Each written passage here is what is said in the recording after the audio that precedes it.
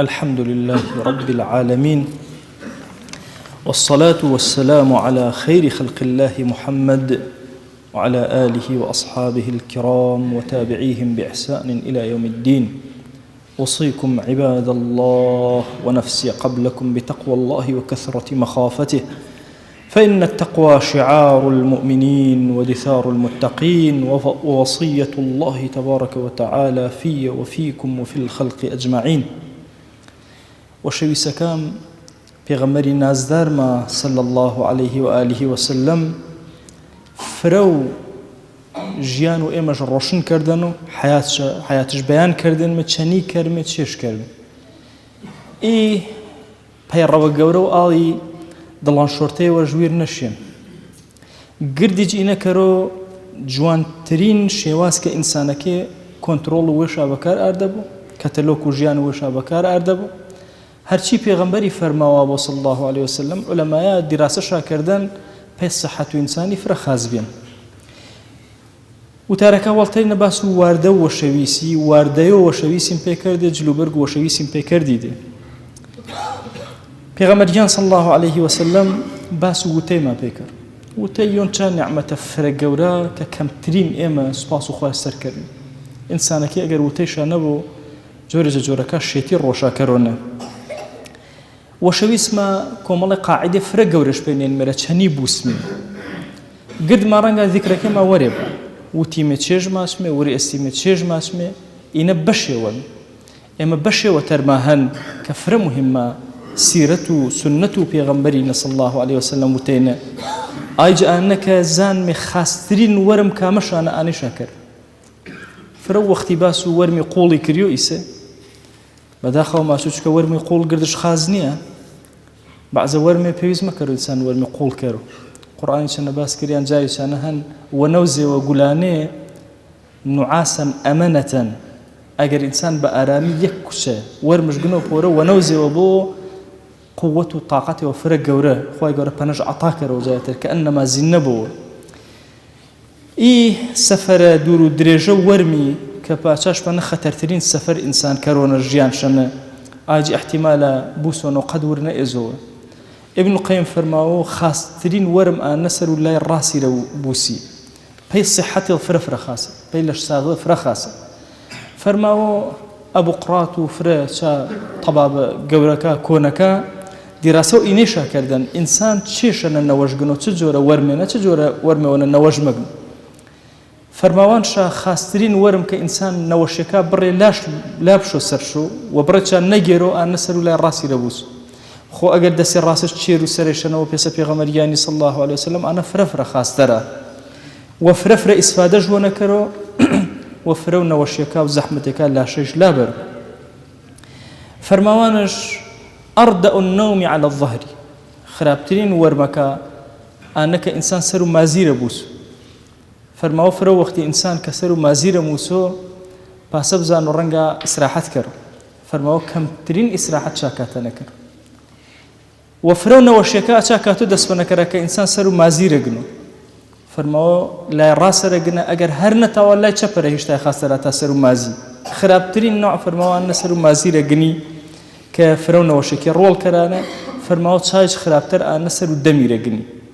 فرماو بيسترين نوعكا وتي إنساني أن إنسان سرو دمير جنو پیغمبریان صلی الله عليه وسلم جارش آمد لی مزگی پیوجدی سر و دمی کشیا بره و تبی هاش کردو فرماواش اقعد ورزو فإنها نومة جهنمية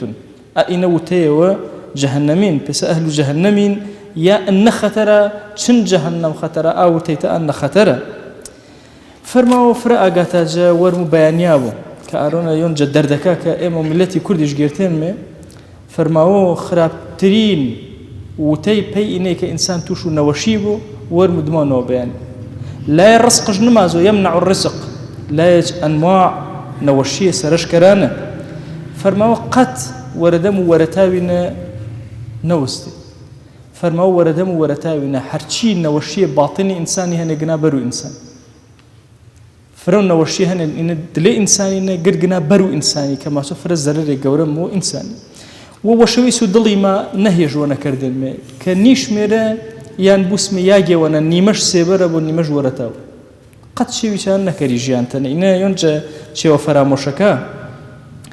فەرماوە پێغەمبەریان صلی الله عليه وسلم فەرماوانش کە نەهیەش کردن چانەی کە ئینسان بعضه في شمس وبعضه في الظل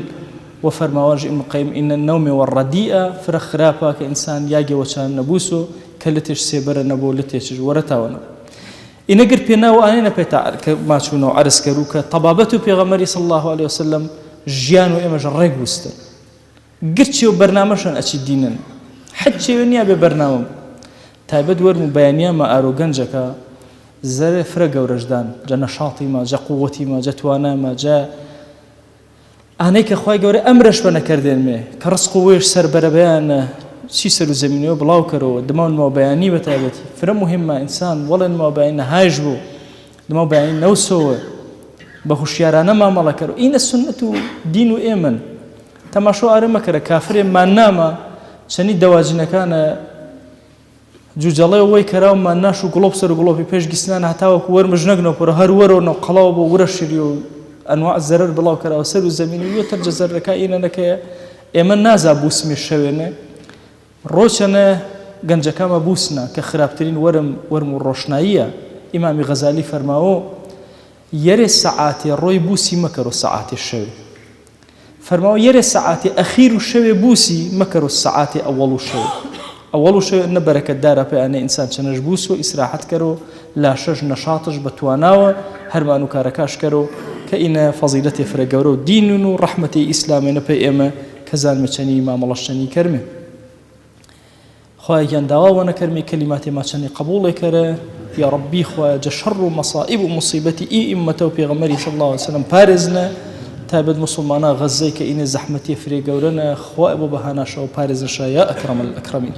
وأوصيكم أيضا بالصلاة والسلام على رسول الله حيث أمر الله تبارك وتعالى في محكم تنزيله قائلا إن الله وملائكته يصلون على النبي يا أيها الذين آمنوا صلوا عليه وسلموا تسليما اللهم صل على سيدنا محمد وعلى آل سيدنا محمد وبارك على سيدنا محمد وعلى آل سيدنا محمد كما صليت وباركت على إبراهيم وعلى آل إبراهيم إنك حميد مجيد اللهم اغفر للمؤمنين والمؤمنات وللمسلمين والمسلمات ولمن أنشأ هذا المكان اللهم أعز الإسلام والمسلمين وأهلك الكفرة والملحدين اللهم انصر من نصر الدين واخذل يا رب من خذل الإسلام والمسلمين اللهم آت نفوسنا تقواها فزكها أنت خير من زكاها أنت وليها ومولاها آمين آمين والحمد لله رب العالمين أقم الصلاة يرحمك الله.